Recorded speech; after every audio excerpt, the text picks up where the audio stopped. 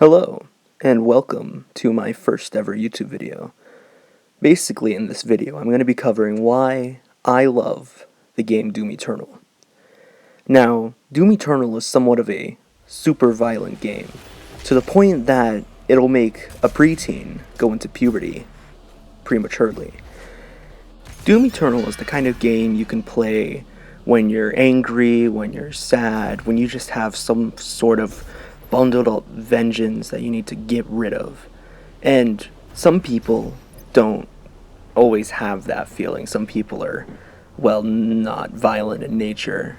But for people like me, this game is quite the blessing. Basically, in this video, I'm going to go over 3 major parts of the game that make it so lovable. I'm going to start, of course, with the gameplay. Then I'm going to move on to the soundtrack, and then finally the scenery. Now, for the start of it, gameplay, I'm going, as you've already seen, going to record parts of the game, my own gameplay, and I'm going to explain how the gameplay works over it for someone who hasn't actually played the game before.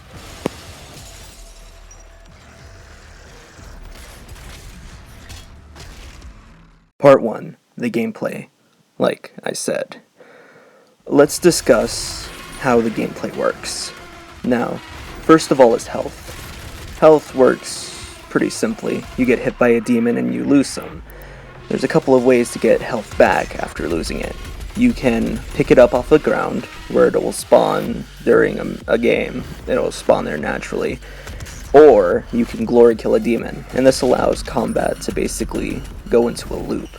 But glory killing a demon will provide a short, sweet cutscene where you completely eviscerate the demon, and then you get some pieces of health. Now, this is nice because you don't have to rely on finding health on the ground every 5 seconds, but rather you get to naturally farm the demons as you're playing. Now, of course, getting health is very vital for survival in this game. That rhymes. So, of course, demons, the bigger they are, the more damage they'll do, and so the more damage they'll do, the more you'll need to pick up health. This creates, like I said before, a gameplay loop, where you get to constantly fight and be on your toes while you're killing demons. Thinking about another big factor of the gameplay loop, ammo, which is quite important, of course. That's how you shoot your weapons. Ammunition you can get by chainsawing demons. Now, I don't have an example here of me chainsawing a demon, but basically chainsawing a demon will allow you to get a huge pull of ammo from their death. Having that huge pull of ammo, of course, means you get to shoot your guns more, and so it creates this huge loop where you shoot demons until you run out of ammo, then you chainsaw them and you get more ammo back, and then you just rinse and repeat until all the demons are dead. Of course, you can pick ammo up off the ground, just like you can with health, but just like health, it doesn't seem as effective to pick it up off the ground unless you're totally out of ammo. Of course, your chainsaw field replenishes, which is very nice. It means you can instantly kill a smaller demon once every couple of seconds to get your huge pull of ammo back, and no matter the size of the demon, you'll get your ammo back the same amount. The final item important to the gameplay loop is armor. And so armor gives you basically a second health bar, which allows you to survive for longer. The armor bar depletes faster, and it also can be picked up off the ground. However, your character has a flamethrower attachment on their shoulder, which is called the Flame Belch. And so you can use this Flame Belch to basically burn enemies, and as they burn, they'll slowly drop armor. However, when they die, they'll drop a huge explosion of armor, the same way the chainsaw drops ammo. That basically leads us to the conclusion of gameplay, which will allow us to move on to part 2, the soundtrack. Basically, anyone that actually knows me can tell you I am a huge metal fan, which is why this game, its soundtrack, hits perfectly for me. The soundtrack is made up of what can basically be explained as metal electronica mix. Something I like to call electro metal. Now, that could be a real genre, or it's not a real genre, I don't care, that's what I like to call it. The creator of this music, Mick Gordon, also known as the electro metal Jesus, is basically a god among men. That's how much I like this music. I'll go ahead and let you listen to a little bit of his music so you can see what I mean.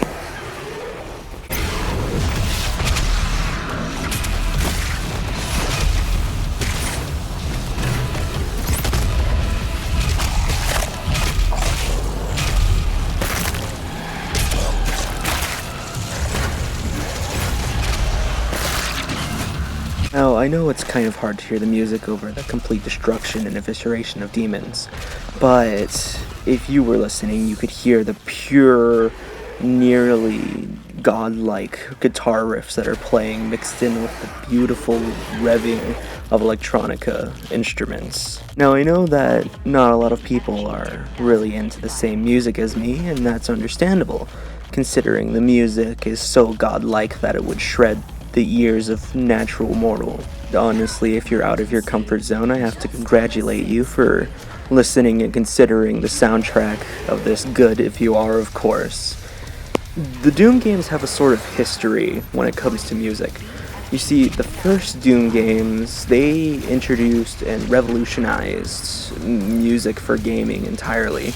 Their songs, of course, were still metal-like, as Doom is a very metal game, but they were completely, like, the quality of the songs were something that was unseen before.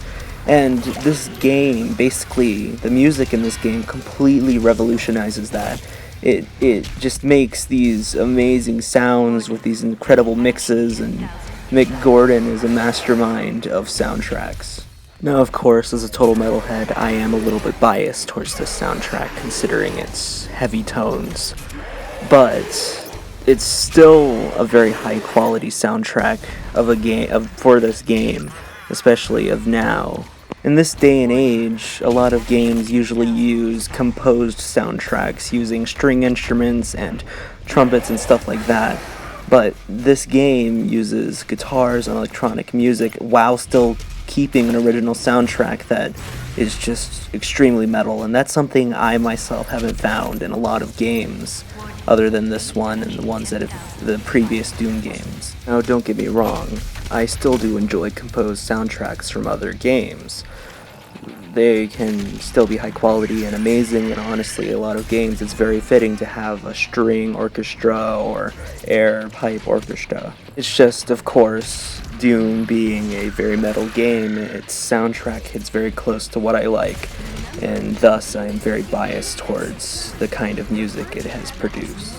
In conclusion, the soundtrack is very high quality, and to me, as the reviewer here, it's perfect. It's legitimately perfect in my eyes. Moving on now, from the soundtrack, we'll move into the final part 3, which is, of course, the scenery. Now, when I speak of scenery, I don't just mean the scenery and backgrounds of the game. I mean the graphics, including the gore and the weapon design and everything like that. So what I'll start with the scenery is the backgrounds of the maps. So the backgrounds of the maps manage to not only be beautiful, but they also manage to be badass and amazing to look at. There's been a couple of times where I've legitimately spent my time watching or staring at the background instead of actually playing the game like I should be. The game manages to keep an aesthetic throughout its own entirety, which is, of course, the blood and the guns and all that. But it does it while still remaining absolutely, like, just magnificent. It's not like, sure, it's violence and it's gore and everything, but somehow it still manages to make art while being complete destructive rage. I'm going to kick off the final part 3, the scenery, by including screenshots of the different backgrounds you can see in the game, the different sceneries, so I can give you guys a perfect example of what I mean.